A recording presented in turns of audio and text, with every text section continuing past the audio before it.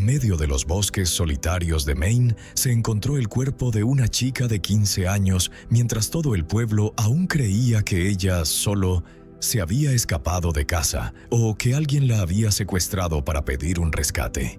No había huellas de abuso, ni lesiones evidentes, solo un poco de piel y sangre bajo sus uñas, señal de que había luchado desesperadamente contra su agresor, a quien alguna vez creyó que era un amigo en Facebook.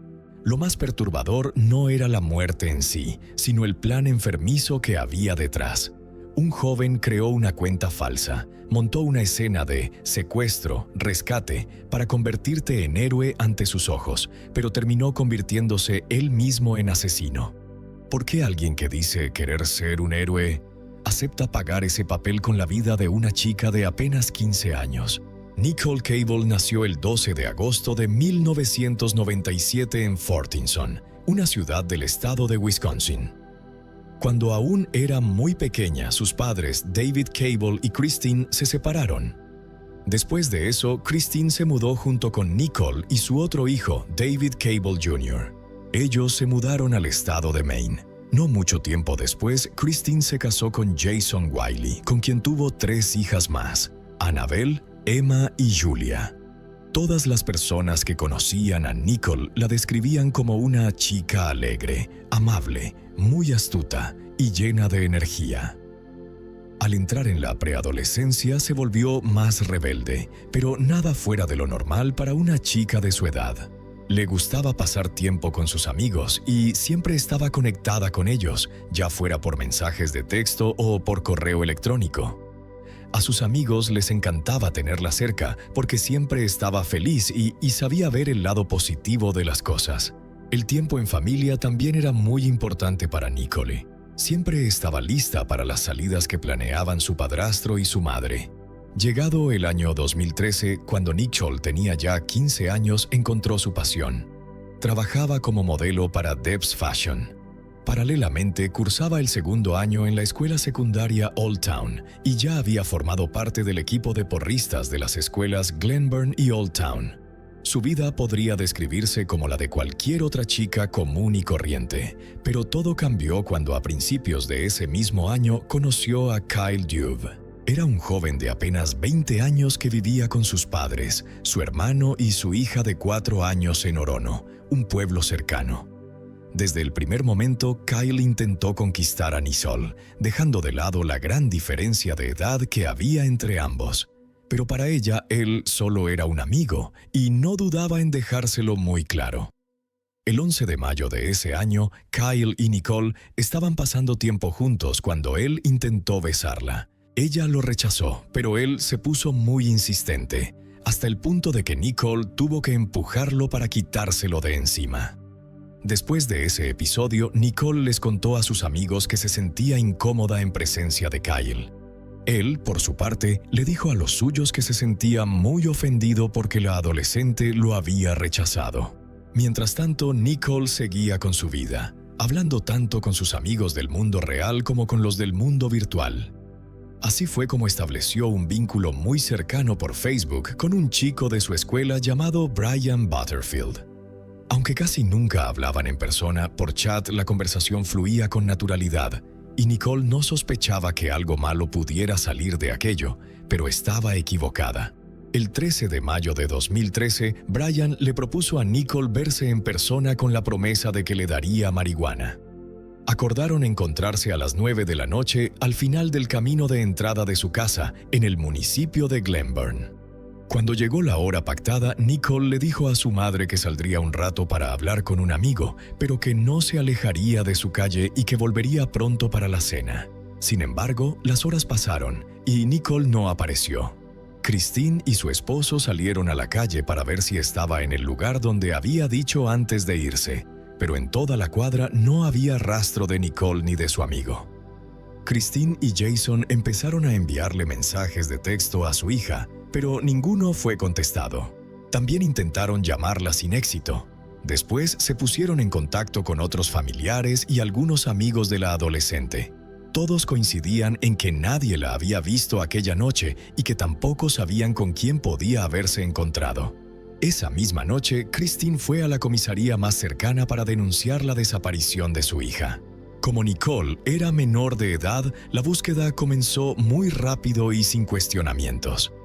A la mañana siguiente, decenas de policías llegaron con perros adiestrados para buscar a la joven por tierra. Al mismo tiempo, otros agentes sobrevolaban la zona en helicópteros. Incluso se sumaron a la búsqueda instituciones municipales, estatales y federales. Pero nada de eso ayudó a dar con el paradero de Nicole. Los días pasaban y la noticia mantenía en vilo a toda la población. Los vecinos ayudaban a la familia de la joven colocando folletos con su rostro y sus datos. Un canal de televisión local transmitió una conferencia de prensa en la que Christine pedía ayuda a los vecinos para encontrar a su hija. Luego se dirigía directamente a su hija, asegurando que si se había escapado de casa, podía regresar sin mayores consecuencias. Por último, Christine afirmaba que si alguien tenía a Nicole retenida, la dejara en libertad en algún parque o gasolinera cercana. Ni siquiera quería que esa persona se presentara ante los agentes. No buscaba venganza, solo quería ver a su hija otra vez. Paralelamente, los vecinos de Nicole declararon ante la policía que la noche de la desaparición habían visto una camioneta Ford Ranger negra dando vueltas por la zona. Esa podía ser una pista clave para encontrar al responsable de la desaparición de la adolescente, pero ningún vecino poseía un vehículo con esas características, así que aquella información no llevó a los agentes a ningún lado. Si pertenecía a alguien, debía ser a una persona ajena al vecindario. Todos los esfuerzos resultaron infructuosos, o al menos así parecía, hasta que a Christine se le ocurrió una idea que haría que el caso diera un giro radical. Como sabía que su hija utilizaba mucho las redes sociales, la mujer pensó en revisar sus conversaciones de Facebook. Allí debía haber algún tipo de información sobre lo que había hecho la noche de su desaparición, y no se equivocaba. La policía accedió a la cuenta de Facebook de Nicole y después de revisar muchas conversaciones irrelevantes, llegaron a la de Brian Butterfield. Gracias a los mensajes que ambos habían intercambiado, los agentes pudieron saber que el joven le había insistido varias veces para que se vieran en persona, pero Nicole siempre había rechazado la propuesta. O al menos eso fue así hasta el día de su desaparición, cuando él la convenció diciéndole que le daría marihuana. El punto de encuentro era exactamente el lugar al que ella le había dicho a su madre que iría antes de que se perdiera todo rastro de ella. Brian, convertido en sospechoso, fue rápidamente citado en la comisaría para declarar, pero una vez allí dijo algo que dejó a todos boquiabiertos. Él no era quien manejaba la cuenta de Facebook a su nombre. De hecho, no tenía ni idea de que ese perfil existiera. Los investigadores le preguntaron entonces quién creía que podría haber creado la cuenta. Brian respondió que sospechaba de un joven llamado Kyle. Sabía que él había querido tener una relación con Nicole desde hacía tiempo, pero que ella había rechazado sus insinuaciones. Además, Brian afirmó saber que Kyle no lo soportaba. A la policía no le costó mucho comprobar que Brian no mentía. Los mensajes que escribía el falso Brian se enviaban desde el módem de la casa de los padres de Kyle, donde él vivía en Orono. Al enterarse de esta revelación, Christine comenzó a encajar las piezas del rompecabezas. Después de que la noticia de la desaparición de Nicole saliera en los medios locales, Kyle la había visitado en varias ocasiones. Incluso se había ofrecido a cuidar de sus hijas más pequeñas. Aunque Christine rechazó la ayuda como si eso fuera poco, el joven había compartido publicaciones en las que se pedía ayuda para encontrar a Nicole. La situación era, como mínimo, extraña e inquietante.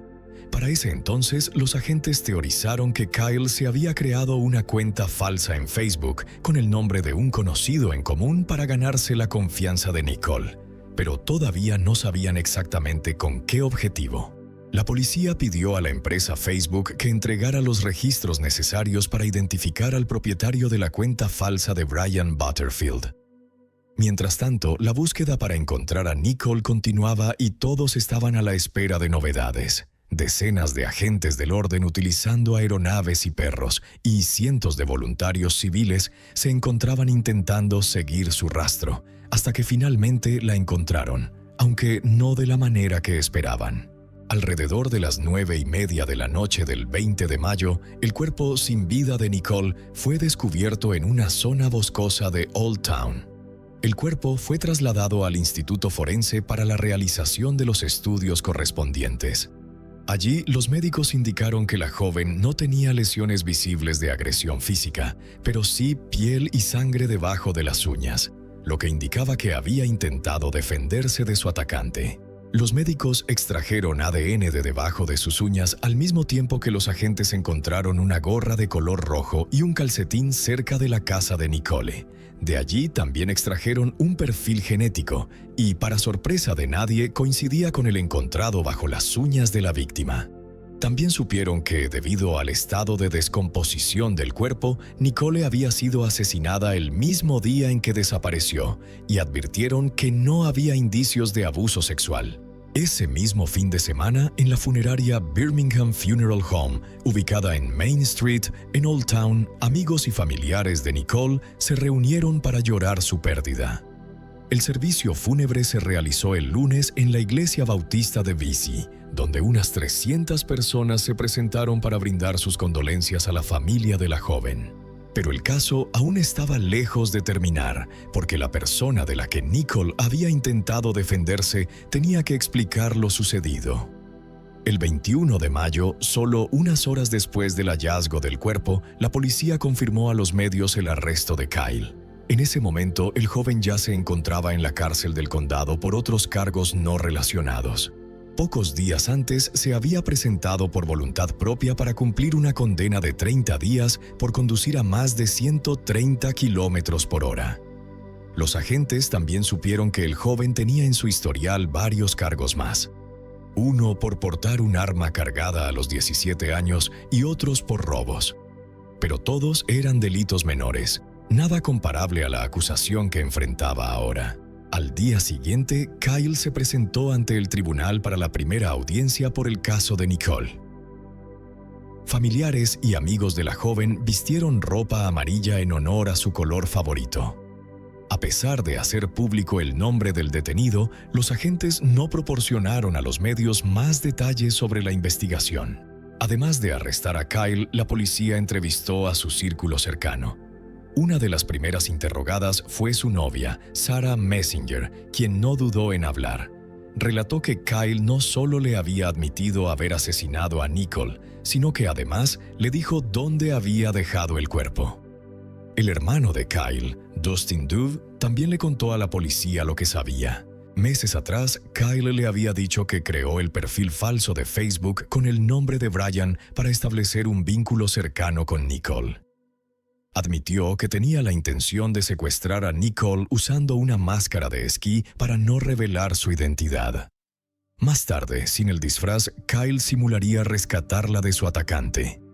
Al convertirse en héroe, Nicole sentiría gran admiración por él y querría tener una relación íntima con él. Aunque suene increíble, Kyle realmente creyó que el plan funcionaría y lo llevó a cabo. Saltó de entre los arbustos, agarró a la joven por el cuello, la sujetó con cinta adhesiva y la metió en la parte trasera de la camioneta de su padre, una Ford Ranger. Esto coincidía con los testimonios de los vecinos de Nicole, que habían visto un vehículo de ese modelo merodeando por la zona la noche de la desaparición. Pero el relato del hermano de Kyle no terminaba allí. El joven también admitió de que si bien secuestró a Nicole con la intención de hacer el simulacro de rescatarla, más tarde esa misma noche descubrió que estaba muerta. Por eso arrojó el cuerpo en el bosque de Old Town y lo cubrió con ramas. Y aquellos testimonios no eran lo único que los agentes tenían en contra de Kyle. Se le realizó una prueba de ADN que demostró que su perfil genético coincidía con el de la gorra y el calcetín hallados cerca de la casa de la víctima. Y, por supuesto, era el mismo ADN que el encontrado bajo las uñas de la joven. El juicio contra Kyle por el asesinato de Nicole ya era un hecho. Mientras se terminaban de cerrar algunas cuestiones legales, la defensa insistió en que no se revelaran los detalles sobre el caso. El abogado de Kyle, Stephen Smith, solicitó que se mantuviera en reserva la declaración jurada de su cliente, alegando que éste había recibido amenazas en prisión, que existían dudas sobre la posibilidad de un juicio justo y temores respecto a la privacidad de sus familiares. Smith explicó que, tras su arresto, Kyle había tenido que cerrar todas sus redes sociales porque recibía múltiples amenazas de personas que querían hacer justicia por mano propia. Pero la fiscalía argumentó que el joven ya estaba en prisión, por lo que los guardias podían aislarlo de los demás internos y nadie más podría entrar para atacarlo. Finalmente, el juez William Anderson rechazó una moción de los medios The Associated Press y Portland Press Herald para revelar la declaración basándose en la primera enmienda. Sin embargo, la orden del juez establecía que la declaración jurada se mantendría en secreto solo hasta que Kyle fuera formalmente imputado. El 29 de mayo de 2013 se llevó a cabo una audiencia ante un gran jurado, en la cual se le imputaron a Kyle los cargos de homicidio y secuestro. Tras la imputación, la declaración jurada se hizo pública. Finalmente, el mundo entero pudo saber qué había sucedido la noche de la desaparición de la joven. Luego de pasar varios meses estableciendo un vínculo con Nicole mediante un Facebook falso, Kyle la convenció de encontrarse con quien ella creía que era Brian. La noche del 13 de mayo, Kyle se escondió en el bosque colindante con la casa de Nicole, esperando a que ella saliera a buscar la sustancia que él le había prometido. Se cubrió el rostro con un pasamontañas y, cuando la joven apareció, él salió de entre los arbustos. Acto seguido, la atacó hasta reducirla, le tapó la boca con cinta adhesiva y la metió a la fuerza en el asiento trasero de la camioneta de su padre. Ella intentó defenderse, pero él era mucho más alto y pesaba más. Le ató las manos y los pies y, sin pronunciar palabra, la dejó dentro del vehículo. Luego, Kyle condujo hasta su casa sin imaginarse lo que estaba a punto de suceder. Al llegar, abrió la puerta del asiento trasero y vio que Nicole había fallecido, probablemente como consecuencia de la fuerza con la que la había sujetado hasta asfixiarla. Entonces decidió improvisar y manejó hasta el bosque más cercano. Como originalmente no planeaba quitarle la vida, no había llevado ninguna herramienta para enterrar el cuerpo. Kyle entró en pánico y finalmente decidió arrojar el cuerpo en el bosque y cubrirlo con ramas y palos. Después regresó a su casa y siguió con su vida como si nada hubiera pasado. La declaración jurada publicada después de la acusación no entraba en detalles sobre cómo le había colocado la cinta adhesiva a su víctima, y la oficina del médico forense aún no había determinado la causa exacta de la muerte. Sin embargo, poco antes del juicio, el médico forense del estado de Maine reveló que Nicole falleció por asfixia debida a compresión del cuello, en contra de lo declarado por Kyle. El juicio comenzó recién en febrero de 2015.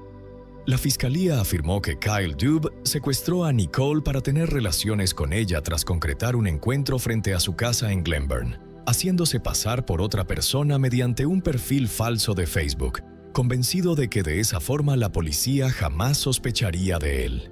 Los abogados de Kyle, por su parte, afirmaron su inocencia y argumentaron que alguien más debió haber cometido el crimen. Incluso intentaron demostrar que otras personas tenían acceso a la computadora y al teléfono de Kyle, lo que significaría que otro podría haber usado la cuenta falsa de Brian Butterfield. Kyle no declaró en el juicio, aunque sí se leyó una confesión escrita por él. En ella, el acusado decía que simplemente había querido asustar a Nicole con una broma, pero que, sin querer, la tomó del cuello y ella se desmayó. Alegó incluso que intentó realizarle maniobras de reanimación. Esto no concordaba con varios testimonios, ni con los estudios médicos que indicaban que Kyle le había puesto una mordaza a la víctima. Sin embargo, Kyle tenía a su favor que los estudios forenses no pudieron determinar si la joven falleció cuando él la sostuvo del cuello para inmovilizarla o debido a la mordaza que le colocó. Pero el acusado no contaba con un tercer testimonio. Un hombre llamado Scott Ford, preso en la celda contigua a la suya, declaró en su contra. Durante los 2 años que duró la prisión preventiva, ambos se comunicaron pasándose notas por debajo de la puerta.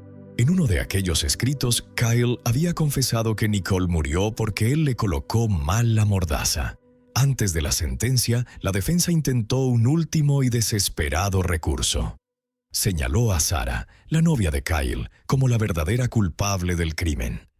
Alegaron que la joven estaba celosa de que su novio deseara a Nicole y que por eso le había quitado la vida. El hecho de que no hubiera habido abuso sexual reforzaba, según la defensa, esta teoría.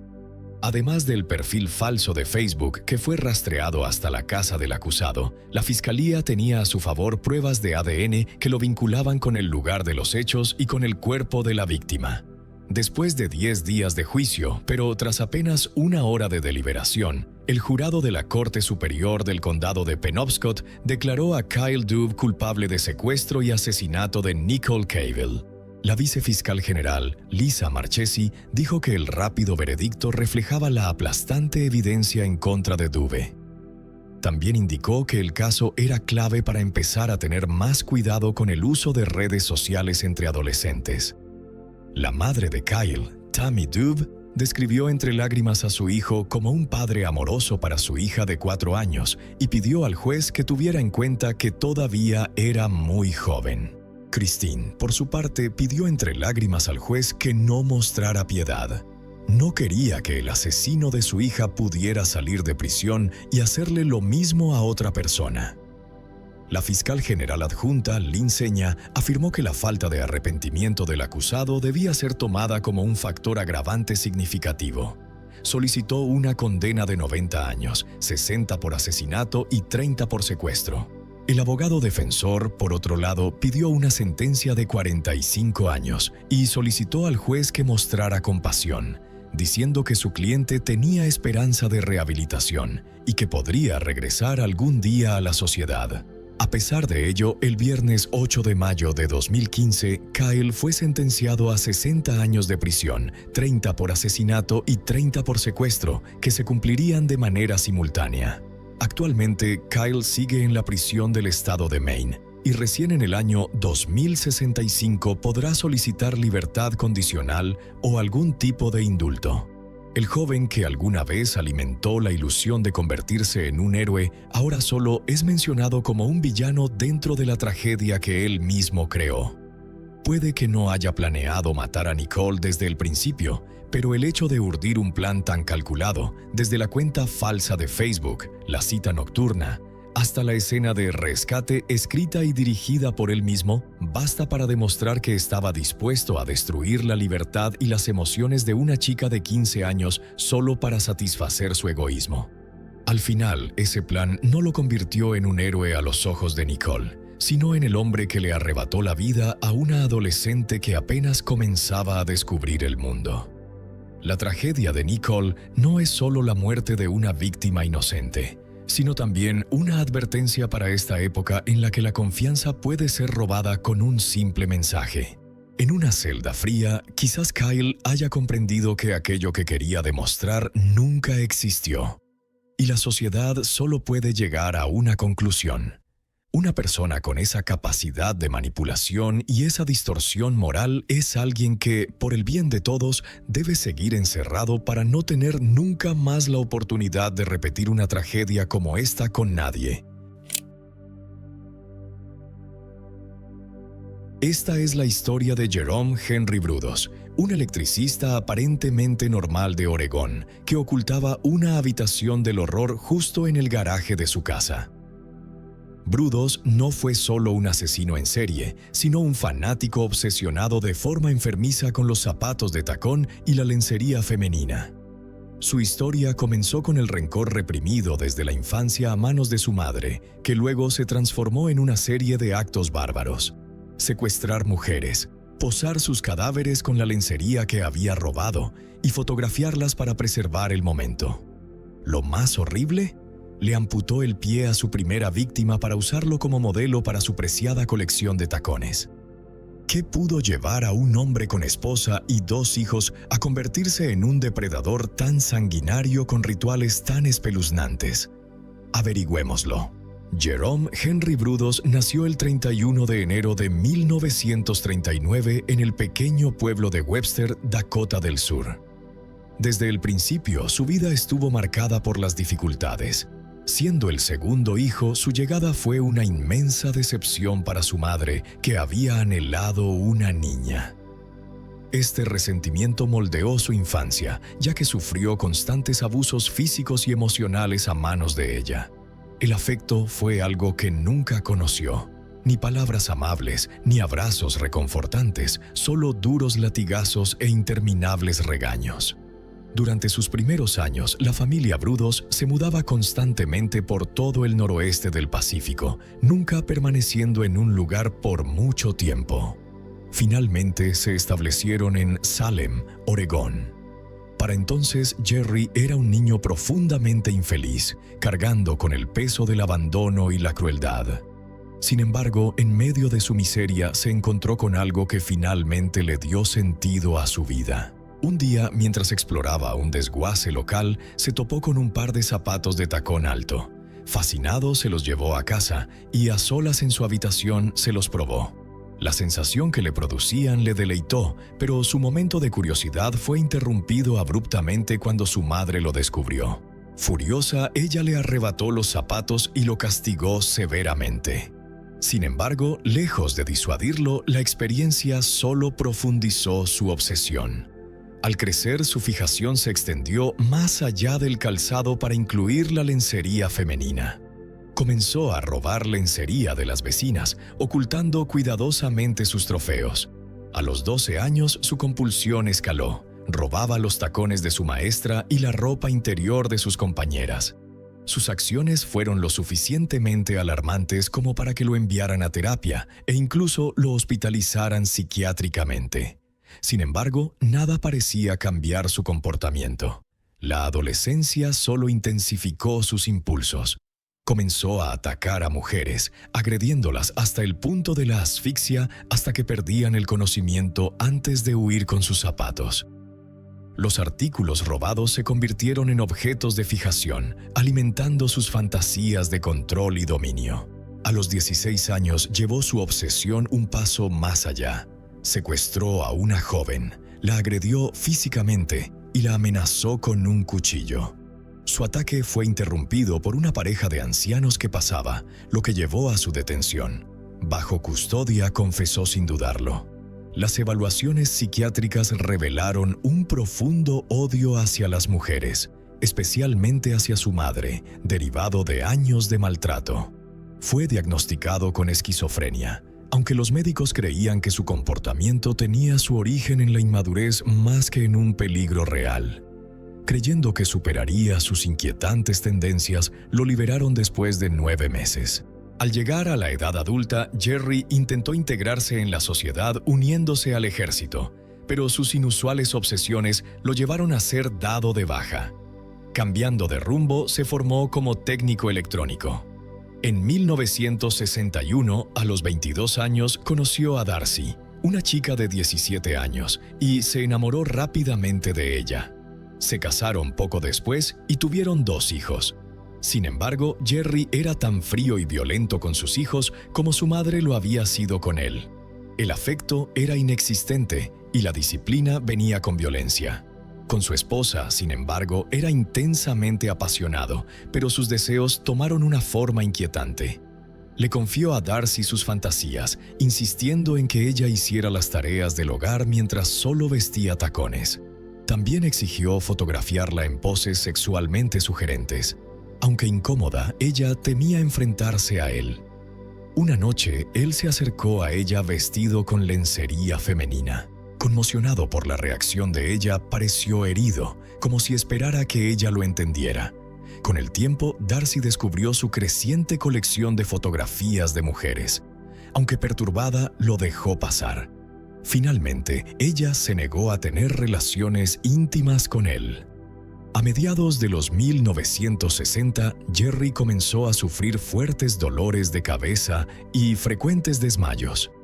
Insistió en que la única forma de aliviar sus síntomas era realizando incursiones nocturnas, donde irrumpía en casas y robaba zapatos y lencería de mujer.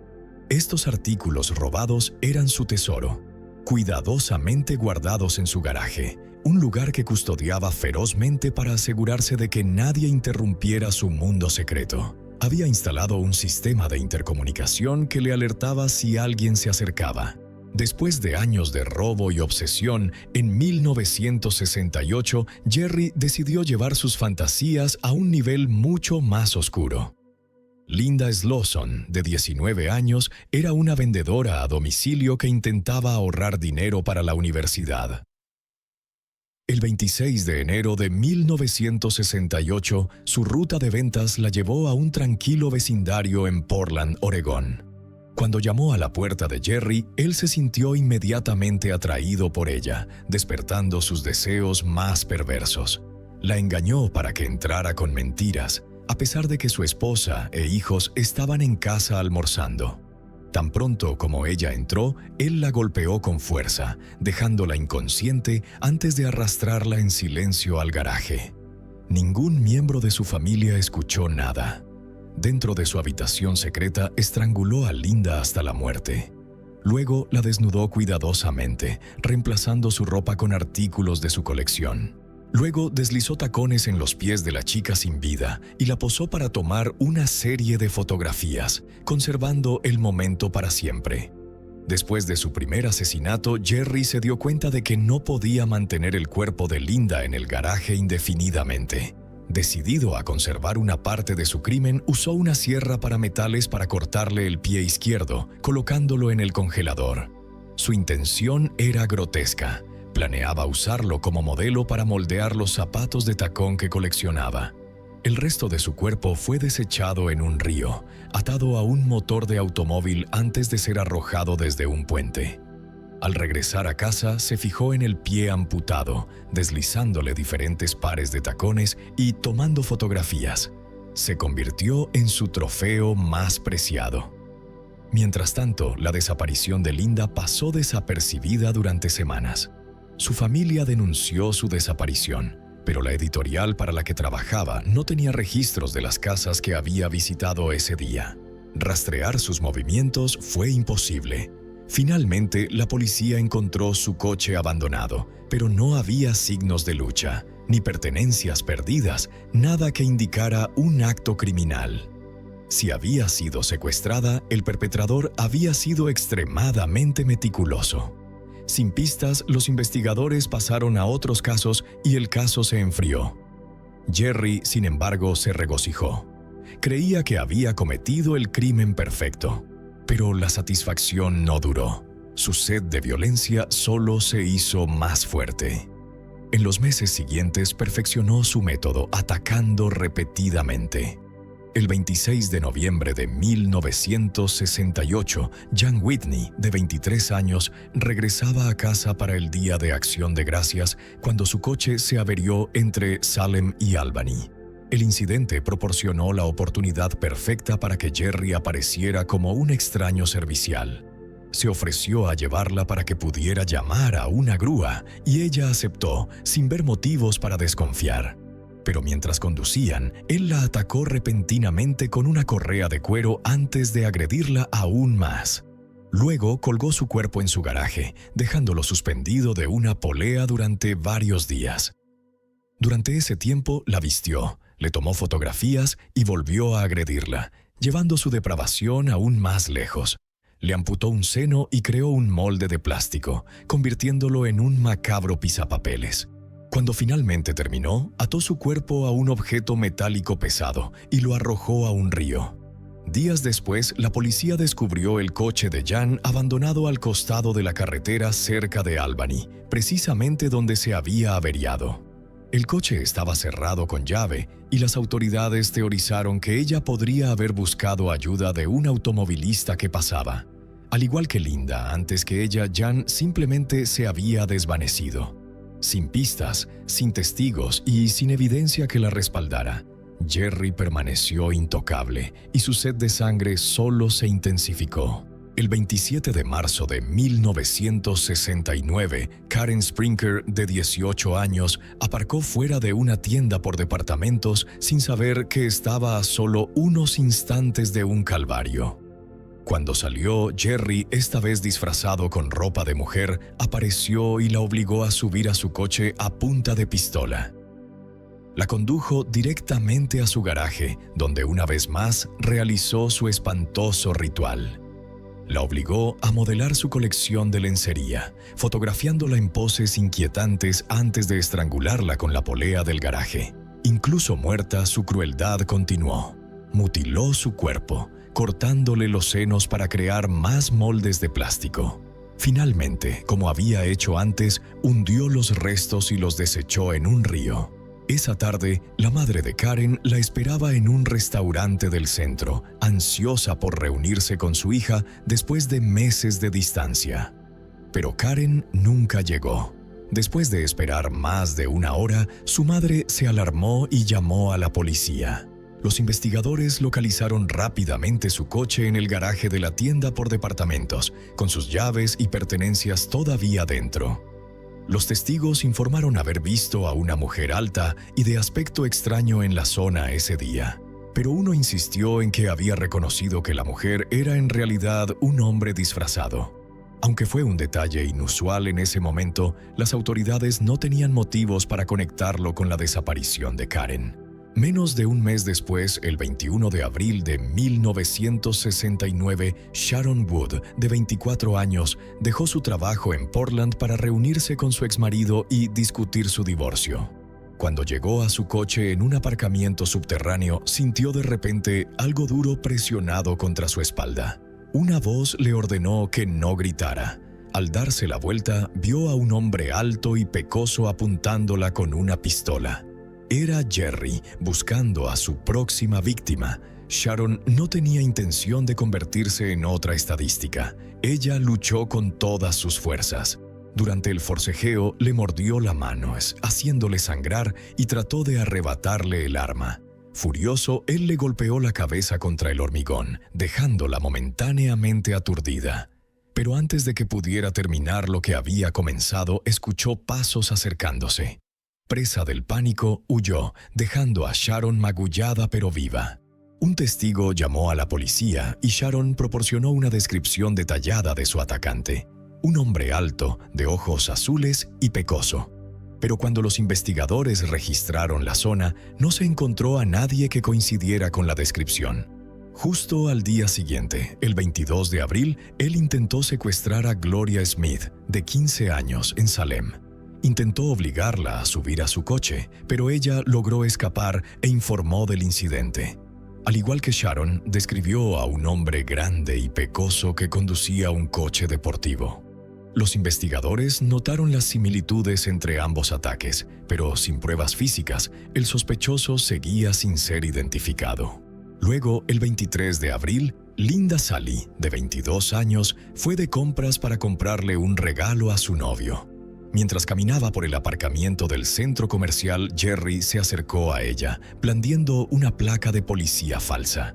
La acusó de hurto y amenazó con arrestarla a menos que siguiera sus instrucciones. Después de llevar a Linda a su garaje, Jerry la ató, dejándola inmovilizada mientras él se ocupaba de sus tareas diarias. Aunque ella no intentó escapar, sí se resistió cuando él regresó e intentó estrangularla con una correa de cuero.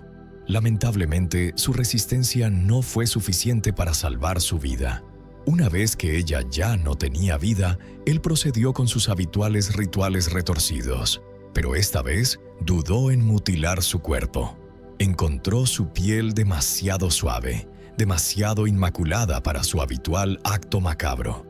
En cambio, experimentó con electricidad, tratando de hacer que su cadáver se convulsionara bajo la corriente, un esfuerzo que finalmente fracasó. Insatisfecho, recurrió a su familiar método de eliminación. Ató sus restos a una caja de cambios de automóvil y los arrojó a un río. Al día siguiente, Linda no se presentó a trabajar. Su coche fue encontrado abandonado, como los otros, sin signos de lucha ni robo. Al igual que en casos anteriores, su desaparición dejó a los investigadores sin ninguna pista inmediata. Una leve sospecha recayó en su novio, pero no había nada que lo conectara con su desaparición. A estas alturas, la policía de Oregón comenzó a notar patrones entre las mujeres desaparecidas. Construyeron una cronología, dándose cuenta de que todas las víctimas desaparecían durante la segunda quincena de cada mes. La mayoría eran mujeres jóvenes, blancas, muchas de ellas estudiantes, vistas por última vez en lugares públicos, predominantemente aparcamientos. Sin embargo, a pesar de estas observaciones, no tenían pruebas físicas que seguir. Eso fue hasta que un descubrimiento inesperado lo cambió todo. El 10 de mayo de 1969, un pescador descubrió lo que parecía ser un paquete envuelto flotando en el agua. Al acercarse, se dio cuenta de que era algo mucho más siniestro: el cuerpo sumergido de una mujer, aún con su abrigo.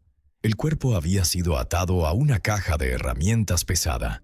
Las autoridades llegaron rápidamente y el análisis forense pronto identificó los restos como los de una de las mujeres desaparecidas recientemente, Linda Sally.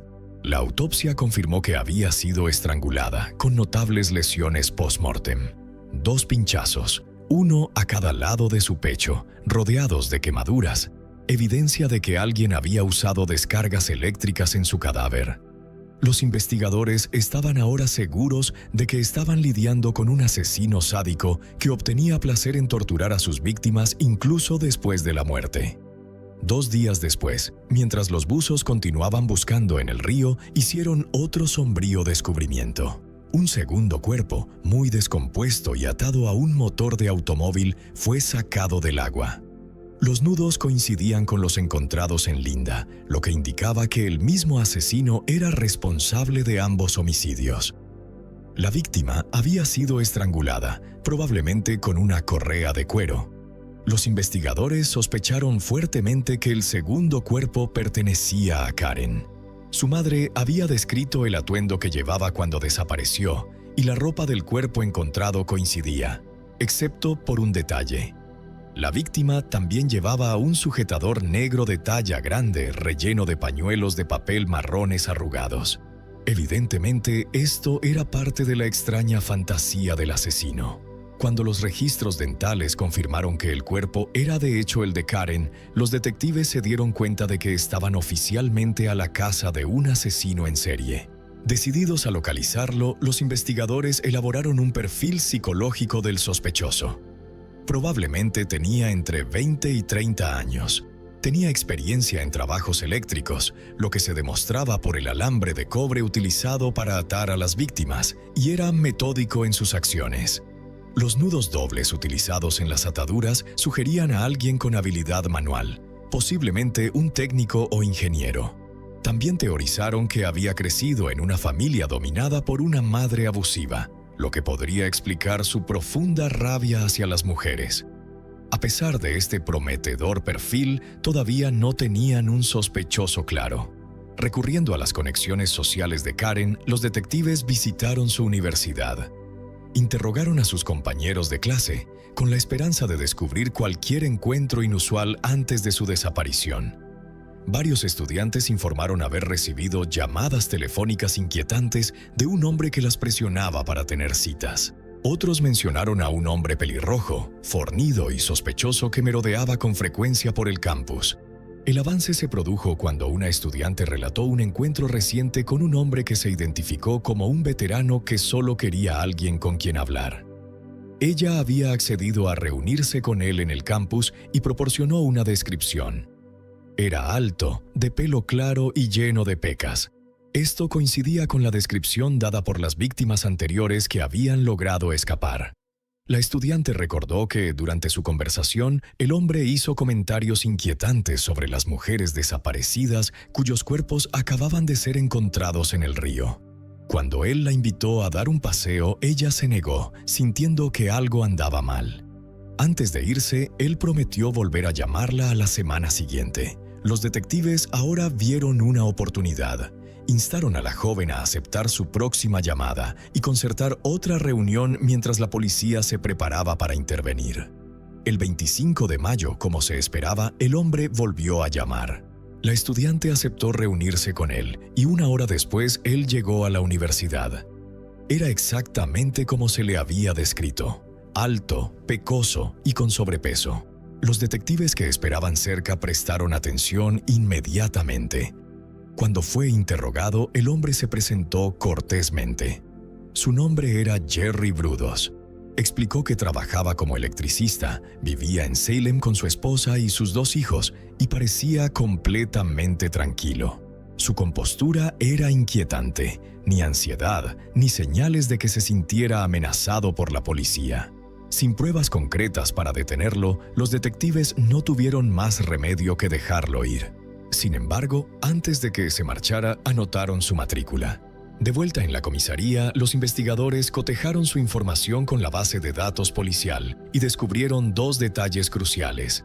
Primero, Brudos tenía antecedentes de tratamiento psiquiátrico por comportamiento sexual inquietante. Segundo, los registros mostraban que Linda Slauson, la vendedora de enciclopedias desaparecida, había estado en su vecindario justo antes de su desaparición. Era la primera conexión real que lo unía a los crímenes. Decididos a confrontar a su principal sospechoso, los detectives se dirigieron a la casa de Brudos en Salem. Mientras un detective conversaba con Jerry, el otro inspeccionó discretamente su casa, llegando finalmente al garaje. Allí encontró más alambre de cobre, parte de él atado con nudos intrincados idénticos a los que se habían descubierto en las víctimas sacadas del río. Colgando del techo había un gancho resistente, exactamente como el que se había descrito en los informes forenses. Con la creciente sospecha, la policía obtuvo una orden de registro para el coche de Brudos. Dentro descubrieron que el interior había sido limpiado meticulosamente, demasiado a fondo, como si hubiera intentado borrar cualquier rastro de evidencia. Aunque esto por sí solo no era suficiente para acusarlo, los detectives pronto recordaron el testimonio dado por Gloria, la chica de 15 años que había escapado de un intento de secuestro. Organizaron una rueda de reconocimiento y cuando introdujeron a Gloria, ella identificó inmediatamente a Brudos como el hombre que había intentado obligarla a subir a su coche. Este fue el avance que necesitaban. Brudos fue arrestado y puesto bajo custodia por múltiples cargos, incluida la posesión ilegal de un arma, ya que se había encontrado una pistola en su coche. Al darse cuenta de que la policía lo estaba acorralando, ordenó a su esposa que quemara su colección de ropa y lencería de mujer, artículos que podrían vincularlo directamente con sus crímenes. Sin embargo, Darcy, que estaba harta del inquietante comportamiento de su marido, desobedeció. En cambio, les dio a los investigadores acceso total al garaje, lo que condujo al descubrimiento de lo que más tarde se denominó la habitación del horror. El 29 de mayo de 1969, Brudos fue arrestado formalmente cuando la policía llevó a cabo un segundo registro más exhaustivo de su casa. Esta vez descubrieron un alijo de zapatos de tacón de mujer, junto con una vasta colección de lencería, incluidos sujetadores, corsés, bragas y enaguas. Pero la prueba más condenatoria fue un conjunto de fotografías. Las imágenes eran demasiado inquietantes para dejar dudas sobre su culpabilidad. Entre ellas había fotos del propio Brudos vestido con lencería femenina. Pero mucho más escalofriantes eran las fotografías de sus víctimas. Una imagen representaba un cuerpo sin vida con varios atuendos, posado como si todavía estuviera vivo. Sin embargo, una fotografía selló su destino. Mostraba a una joven en lencería de encaje negro y liguero, suspendida del techo por una cuerda. Un espejo en el suelo reflejaba la macabra escena desde abajo, y en la esquina inferior del marco se capturaba el reflejo del asesino, el propio Brudos, mirando con evidente satisfacción el cadáver que acababa de posar. Inicialmente, Brudos negó cualquier participación en los asesinatos. Sin embargo, bajo un intenso interrogatorio, finalmente se derrumbó. Confesó haber matado y mutilado a 4 mujeres, desechando sus cuerpos en el río después de conservar partes del cuerpo seleccionadas como recuerdos. Lo que más impresionó a los investigadores fue su absoluta falta de remordimiento. Habló con entusiasmo de su obsesión por los zapatos de mujer, la lencería y la emoción de posar a sus víctimas. No expresó arrepentimiento por su sufrimiento, solo por su propio destino, lamentando que su vida hubiera sido arruinada y sintiendo lástima por su esposa e hijos.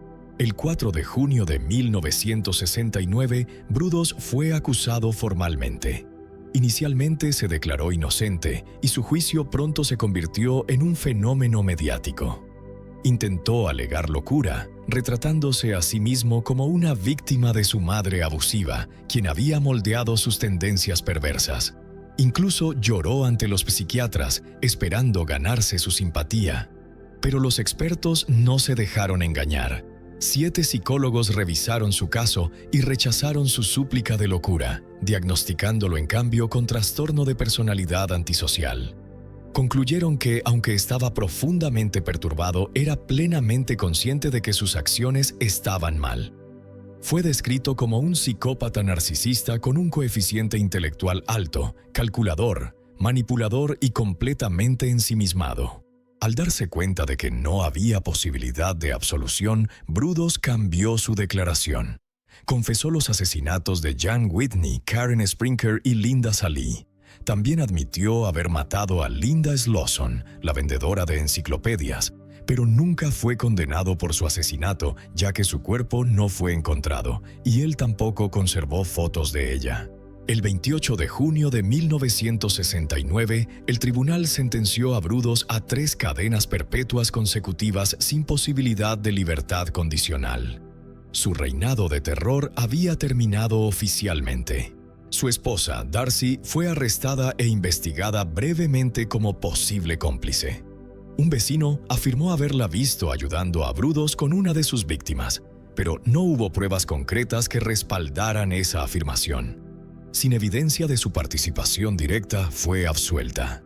En 1970 se divorció de Brudos, cambió su nombre y desapareció con sus hijos, cortando todos los lazos con el notorio asesino.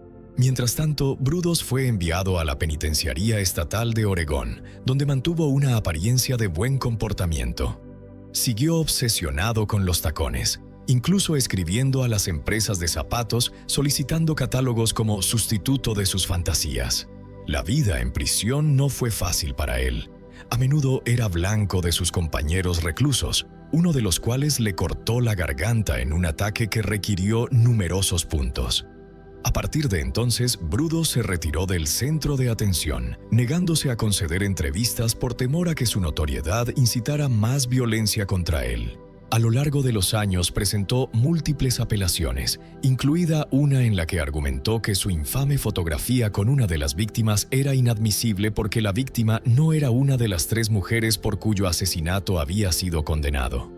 También citó problemas médicos, afirmando que había estado sufriendo desmayos durante sus crímenes y que la realidad se había vuelto cada vez más distorsionada para él. En junio de 1995 hizo un último intento por su libertad, argumentando que ya no representaba un peligro para la sociedad.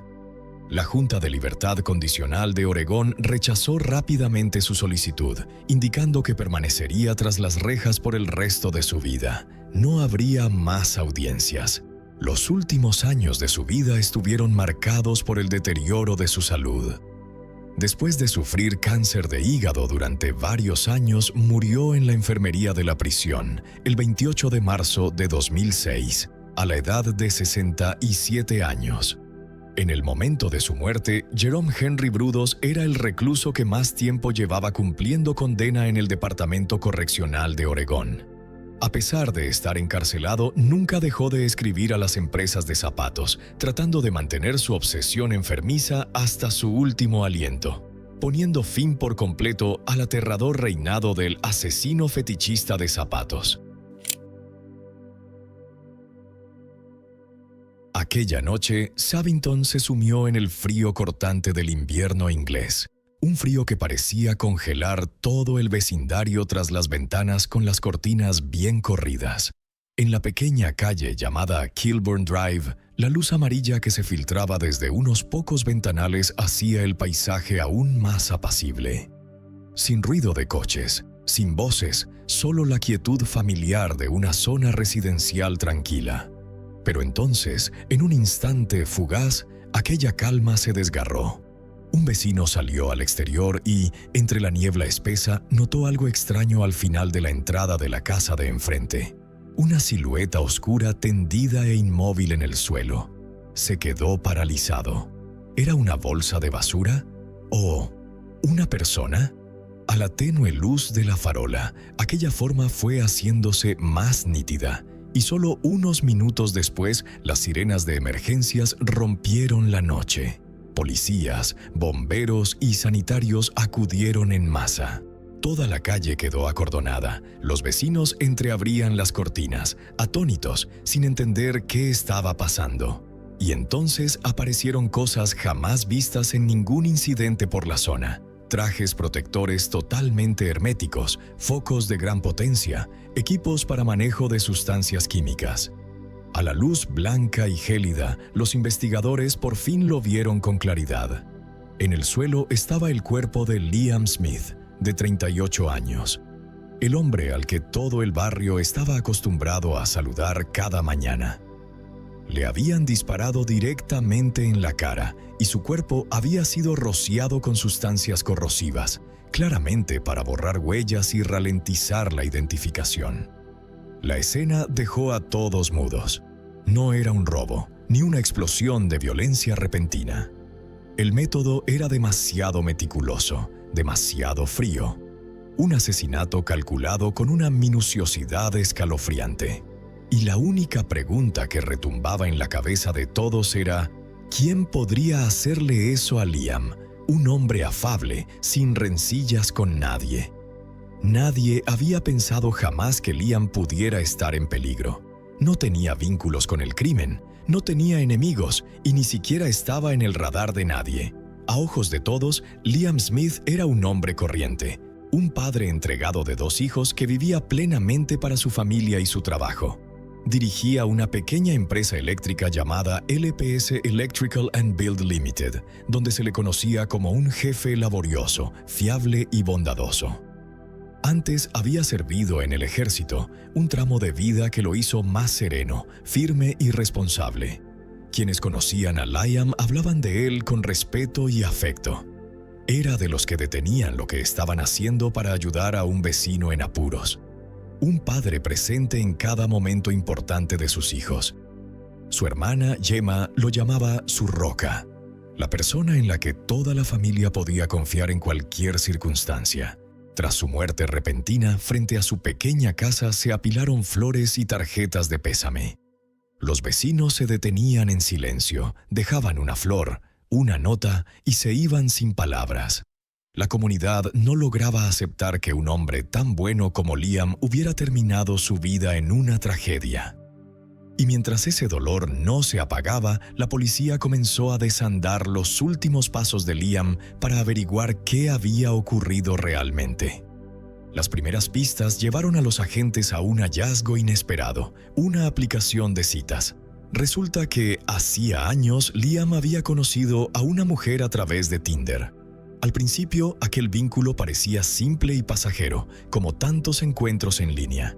Sin embargo, bajo los mensajes aparentemente inocuos y el encanto superficial, se estaba gestando otra historia en silencio, una historia que más tarde lo cambiaría todo. Al profundizar en el pasado de Liam, surgió un nombre: Rachel Fulstow. Probablemente Liam ya ni siquiera la recordaba. En 2019 habían hecho match en Tinder y se habían visto durante un viaje de trabajo de Liam a Nueva York. Salieron a cenar, tomaron algunas copas y pasaron la noche en un hotel. Para Liam fue un recuerdo breve y sin importancia. Volvió a Inglaterra, siguió con su trabajo y su vida, y prácticamente lo olvidó. Pero para Rachel, aquella noche no se cerró así de fácil. Le dejó una marca, una obsesión que nadie imaginó que se convertiría en la mecha de la tragedia. Al regresar a Inglaterra, Rachel no mostró disgusto ni turbación. No denunció nada a la policía, ni se lo contó a amigos o familiares. A la mañana siguiente, incluso desayunó con Liam, conversando con naturalidad como 2 personas que acaban de terminar una cita agradable. Sin quejas, sin señales de daño. Solo un silencio absoluto, y todo pareció quedar ahí. Sin embargo, unos años después, cuando la vida de Rachel entró en otra etapa, empezó a relatar aquella historia de una manera completamente distinta. Su tono cambió. No era del todo una acusación, pero tampoco una negación. Sugería que aquella noche no había sido del todo voluntaria, como si sembrara en el oyente una duda difusa, suficiente para que un relato que parecía dormido se volviera ambiguo, pesado y peligroso. Y quien recogió esa duda fue Michael Hillier. Para 2021, Rachel mantenía con él una relación profunda. Era un hombre de apariencia segura y seductora, pero cuya vida estaba tejida de secretos. Hillier era un conocido traficante de drogas en Sheffield, habituado al mundo clandestino de los móviles desechables, las matrículas falsas y los rastros eliminados. Conducía coches deportivos, vestía de marca y hablaba con finura, como si todo estuviera siempre bajo su control. Pero tras la puerta cerrada, su verdadera naturaleza era otra: violento, posesivo y calculador. Era el tipo de hombre que quería controlar hasta el aire que otros respiraban. Y al oír a Rachel hablar de Liam, un hombre al que ella había conocido por Tinder, lo interpretó como una afrenta. En la mente deformada de Hillier, aquello no era solo el pasado de su pareja, sino un desafío a su propio poder. Y desde ese instante, la obsesión empezó a tomar forma. Antes de que su vida se torciera hacia la oscuridad, Rachel había sido una mujer exitosa. Trabajaba en hoteles de lujo, acostumbrada al olor de perfumes caros, a la sonrisa profesional y a estancias bañadas por una luz cálida. Pero todo eso se fue desvaneciendo desde que entró en el mundo de Michael Hillier. Un mundo lleno de humo, efectivo y amenazas susurradas con voz suave. Vivía a su sombra, donde cada decisión, cada emoción y hasta su miedo parecían estar controlados. Nadie sabe por qué Rachel le habló a Hillier de Liam, quizá por culpa, por justificarse o porque había sido manipulada hasta perder el control de sí misma. Fuera cual fuera la razón, aquella confesión encendió una obsesión peligrosa. Hillier no solo se enfadó, se obsesionó. En su cabeza, Liam dejó de ser un hombre cualquiera para convertirse en un enemigo invisible, alguien que, según él, debía pagar. Sin embargo, esto no era el acto de alguien que busca justicia, sino la explosión de un ego deformado, alimentado por el rencor, el poder y el control. Hillier no quería solo castigar a un desconocido, quería afirmar su dominio, demostrar que podía borrar a cualquiera que lo hiciera sentir herido, aunque fuera por un episodio remoto del pasado. En su mente enferma ya no se trataba de una represalia, sino de una exhibición de poder donde él era juez y verdugo. Y Rachel, la única persona que podría haberlo detenido, no lo hizo. No se resistió, no alzó la voz, no intentó escapar. Tal vez estaba asustada, manipulada o quizá en lo más hondo había aceptado su papel en aquella pesadilla. Su silencio, en lugar de apagar el fuego de Hillier, se convirtió sin querer en el combustible que lo alimentó. Cada silencio, cada sentimiento distraído de Rachel funcionó como un consentimiento tácito, haciendo que él creyera que se le permitía hacerlo, y el crimen empezó a tomar forma real. Entonces, el plan para matar a Liam Smith comenzó a gestarse. No por un arrebato nocturno, sino paso a paso, con frialdad y cálculo estremecedores. Los investigadores determinaron después que los primeros indicios de la conspiración aparecieron en mayo de 2022. A partir de ahí, Hillier y Rachel actuaron como dos piezas que encajaban a la perfección en un crimen. Él trazaba el plan y ella reunía información, discreta, cuidadosa, pero esencial. Rachel empezó a escarbar en la vida de Liam, donde trabajaba en LPS Electrical and Build Limited, sus rutinas diarias, y finalmente la dirección de su casa. Cada dato que obtenía se convertía en una pieza del mapa de muerte que Hillier dibujaba en secreto. Ella localizó el lugar donde él vivía y le pasó la dirección a Hillier. Paso a paso se ensambló el cimiento del crimen. Información, momentos, hábitos. Cada fragmento contribuía al cuadro general. Hillier comenzó a prepararse para actuar mientras Rachel allanaba el camino, reuniendo detalles que parecían nimios, pero resultaban valiosísimos para el plan. La actividad en línea de Rachel dibujó un retrato mucho más sombrío que su fachada. El historial de búsqueda dejó de ser una curiosidad inocente. Era un plan en construcción. Expresiones como ¿qué es un asesinato premeditado? O ¿cuánto tarda en quemarse por completo un coche? Ya no eran meras indagaciones. Se habían convertido en la adquisición deliberada de conocimiento criminal. Incluso consultó el pronóstico del tiempo para el día elegido, un detalle menor que revelaba un nivel de cuidado y cálculo en cada variable. Hillier, por su parte, actuó como un soldado que se prepara para una misión. En el sótano de su casa en Sheffield, transformó objetos inofensivos en armas. Modificó pistolas de fogueo para disparar munición real, montó dianas y practicó a escondidas. Compró ácido sulfúrico y cristales de sosa, sustancias escogidas precisamente para destruir ADN, confundir la escena y borrar rastros. No era un impulso ni un arrebato emocional.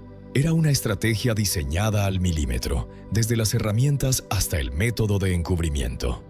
El 2 de noviembre de 2022, Hillier hizo su primer viaje a Wigan. No era el ataque, era reconocimiento. Condujo un coche con matrículas clonadas, aparcó cerca de Kilburn Drive y observó la casa de Liam durante horas. Las cámaras de seguridad lo confirmaron. Se mimetizó con el paisaje del barrio tranquilo, como un vehículo cualquiera. En las semanas siguientes, ambos afinaron el plan. Armas, químicos, matrículas falsas. No se dejó nada al azar. Una de esas placas terminaría siendo una prueba clave.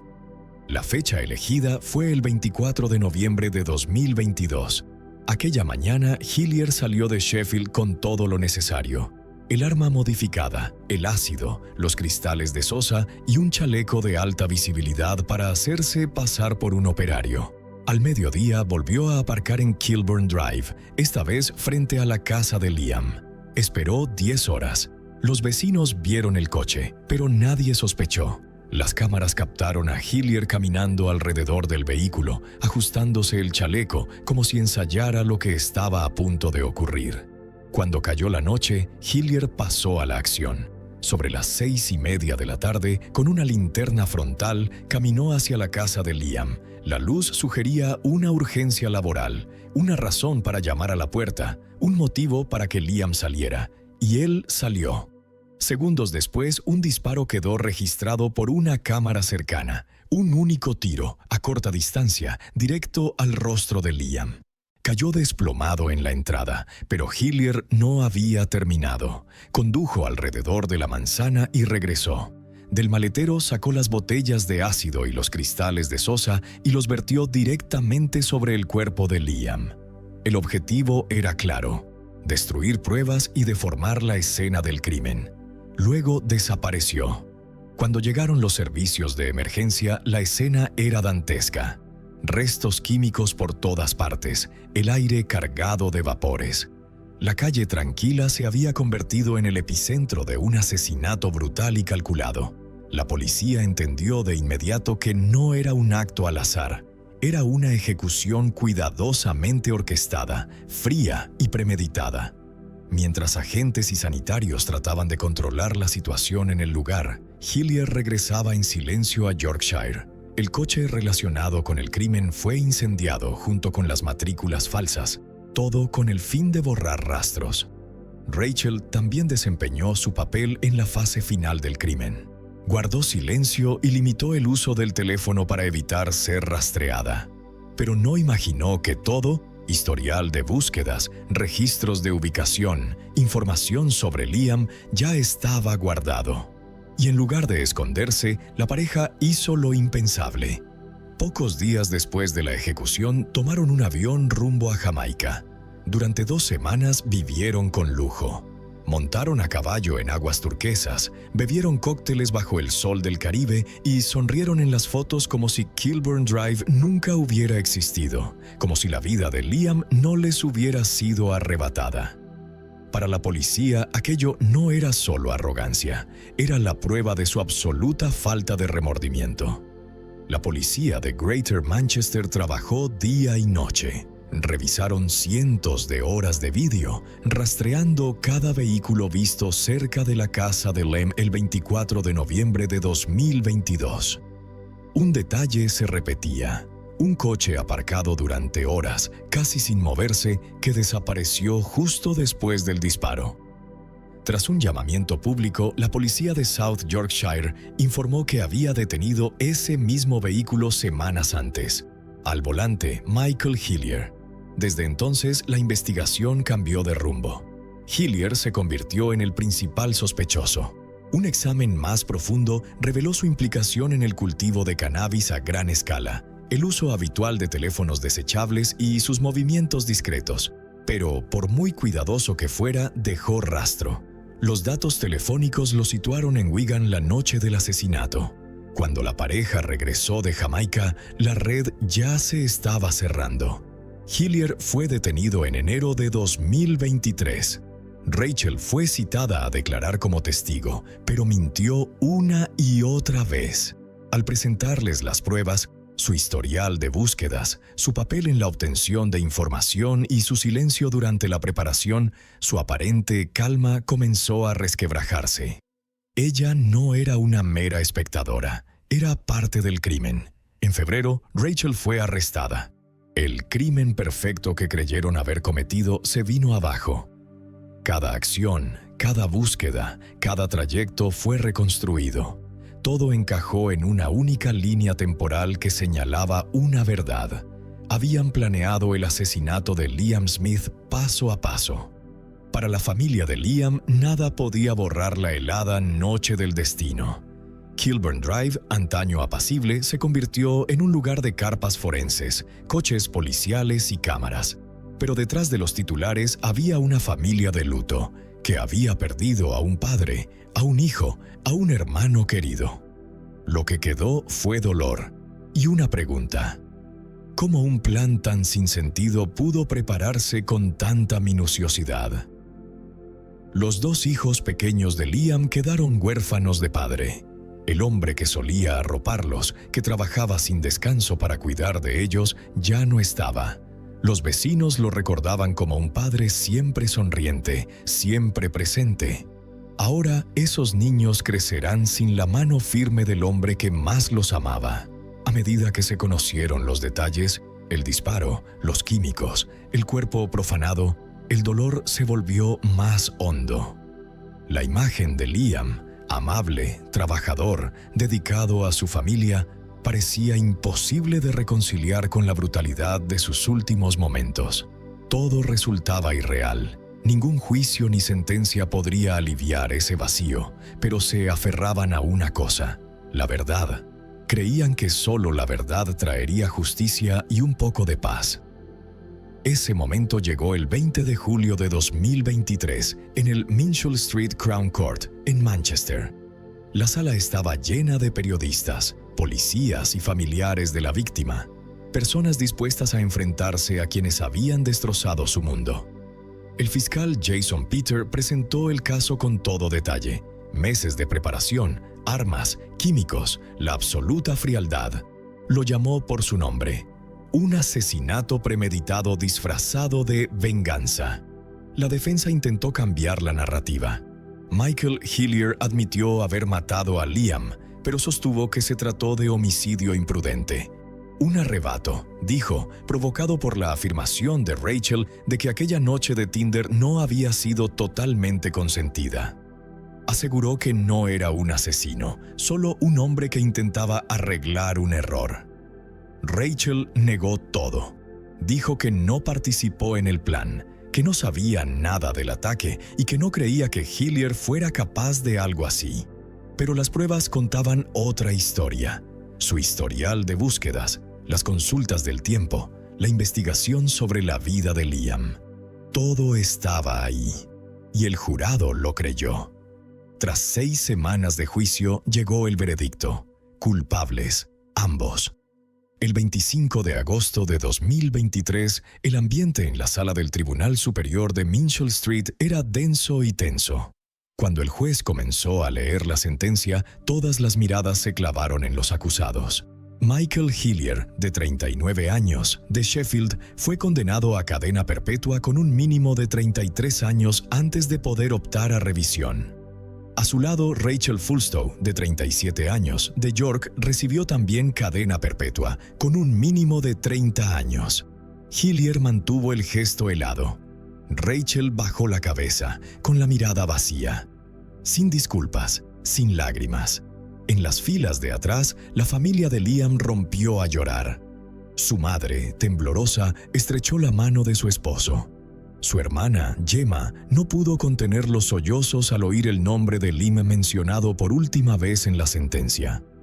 Aquellas lágrimas eran la descarga de casi un año de espera, pero también el dolor de aceptar que, aunque la justicia se hubiera cumplido, Liam no regresaría. Cuando el mazo golpeó y el juicio terminó, la sala cayó en silencio. Hillier y Fulstow fueron escoltados entre filas de agentes sin mirar atrás. Detrás de ellos, los padres de Liam permanecieron de pie, observando a quienes les arrebataron a su hijo. En sus ojos ya no había rabia, solo vacío y agotamiento. Pero ninguna sentencia puede llenar el hueco que dejó Liam. Sus dos hijos pequeños siguen despertando cada mañana sin aquella voz cálida que les deseaba un buen día. El desayuno, antes momento de reunión familiar, es ahora una mesa vacía, sillas vacías y miradas en silencio. Por las noches, en lugar de risas y relatos, solo quedan el viento colándose por la ventana y el tic-tac del reloj contando los segundos sin su padre. Sus padres conservan intacta la habitación de siempre. Aún cuelga el uniforme militar de Liam, aquel viejo trofeo deportivo y la foto en la que sostiene a sus dos hijos en el jardín. Cada mañana depositan una flor sobre su altar, como si quisieran retener el último calor que queda. Saben bien que no volverá a escucharse un golpe en la puerta, unos pasos, ni la sonrisa de Liam. Afuera, Kilburn Drive sigue tan tranquila como antes, pero para quienes vivieron cerca de Liam, ese lugar nunca volverá a ser el mismo. Cada vez que pasan frente a su casa, los recuerdos del hombre amable y entregado vuelven de golpe. El caso ha quedado cerrado, pero el eco de la pérdida persiste, en cada respiro, en cada luz nocturna, en corazones que aún no cicatrizan. La calle Kilburn Drive, donde antes reinaban los juegos infantiles, las mañanas soleadas y el aroma a café saliendo de las cocinas, ahora carga con una sombra imborrable. Cada vez que alguien pasa frente a la casa de Liam, reduce el paso, como para recordar al hombre que se fue en silencio e injustamente. La justicia se ha cumplido, pero la pérdida sigue ahí, sorda y persistente. Porque a veces, aunque la verdad salga a la luz, no basta para recomponer los corazones rotos. Y en las noches silenciosas de Shavington parece que, en algún lugar, la risa afable de Liam todavía flota en el viento, como un recordatorio de que el mal puede ser castigado, pero el amor y la bondad nunca desaparecen.